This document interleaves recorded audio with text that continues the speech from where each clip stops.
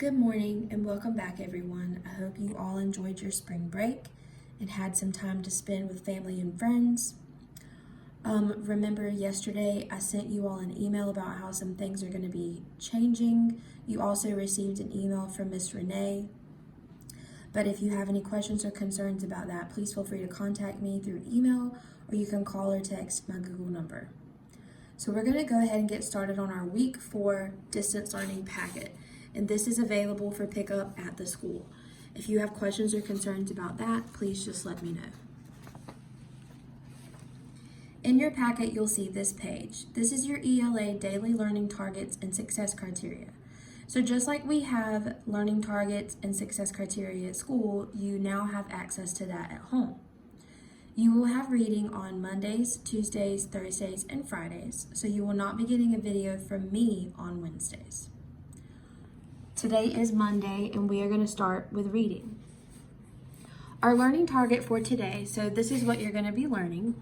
I will be able to respond to my reading.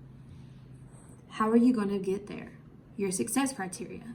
I can take note of and answer the questions who, what, when, where, why, and how. So these are some simple questions that you can ask yourselves as you're reading. And being able to answer these questions just better helps you understand what it is that you're reading.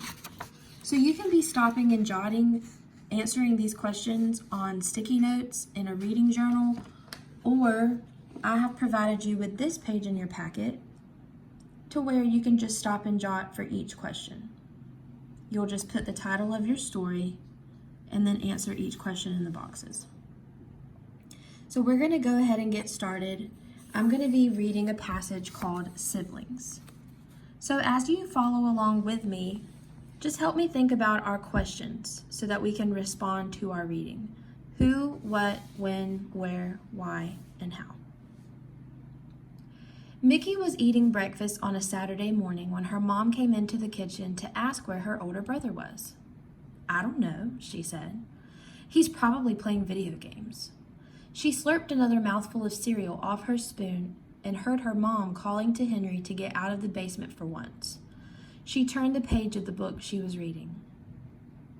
Henry had turned 16 a few weeks before, and since then, he had spent most of his weekends in the basement.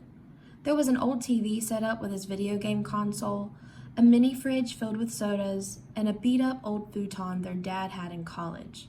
The washing machine and dryer were also located down there, and Mickey knew her mom hated it when Henry wouldn't leave the basement long enough for her to do the laundry in peace.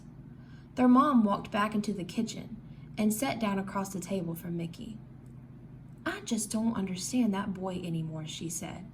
"Does he talk to you?" "He stopped talking to me in the 3rd grade when he started coming home late on school days," Mickey said. She shrugged and put her book down. They used to be best friends, Mickey and Henry. They took their golden retriever Scout on long walks through the undeveloped forest area behind their house every day after school. They would pretend to be in Middle Earth, like the characters from the Lord of the Rings series, which Henry used to read obsessively. Mickey was basically interested in anything Henry was, and happy to be Gollum, or an orc, or whatever evil creature Henry felt like vanquishing that day. Scout was always on Mickey's side, because she had a disadvantage, being younger than Henry and the evil character. When it got dark, they would make their way back through the trees to the wide lawn in the backyard of their house, and then in through the sliding glass doors to the kitchen for a snack. Henry liked to eat peanut butter sandwiches and would make 3, 2 for him and 1 for Mickey. Their mom would come home a little later, and they would pretend to be starving for dinner. But at some point in the last year, everything changed. Henry started making plans with his friends after school, and the house would be empty except for Scout when Mickey was dropped off from carpool after school. Sometimes Henry didn't come home until after Mickey and her parents were already sitting down to eat dinner. It soon became Mickey's job to take Scout on a walk by herself, but it was becoming winter, and the sun was setting early, and Mickey was nervous to go into the undeveloped woods by herself. Really, Mom, the person it bothers the most is Scout. She absolutely hates having to walk on the streets in the neighborhood. Dogs were made for running around trees, not for walking on asphalt. Mickey shrugged again. Her mom smiled at her sadly and reached across the table to take Mickey's cheek in her hand, but Mickey brushed it off quickly. She always did that when she felt sorry for Mickey. "I'm sorry, sweetie," she said. "Do you want me and Dad to talk to Henry about Scout's predicament?" Mickey shook her head emphatically. "He would just resent Scout," she said. Her mom nodded. "Maybe. I'm sure he'll grow out of this phase soon." Mickey picked her book up again. "I doubt it," she said. Her mom stood up and left the kitchen. Sunlight was streaming in through the big windows that surrounded the room, and Scout was lying in a patch of warmth under Mickey's chair. She supposed this was how it would always be, her and Scout, hanging out and growing old together as if Henry had never existed. Suddenly, the whirring sound of the washing machine rose up from the basement. Henry walked into the kitchen and sat down where their mom was sitting before. "Hey, Mickey," he said. "Want to take Scout on a walk?" Mickey put her book down and smiled. "Sure," she said. So, the first thing I want to do is answer the question, who? Who was in our story? Well, we know we started off with Mickey, who's our main character, and she has a brother named Henry. And then their mom is also a part of the story, and their dog Scout.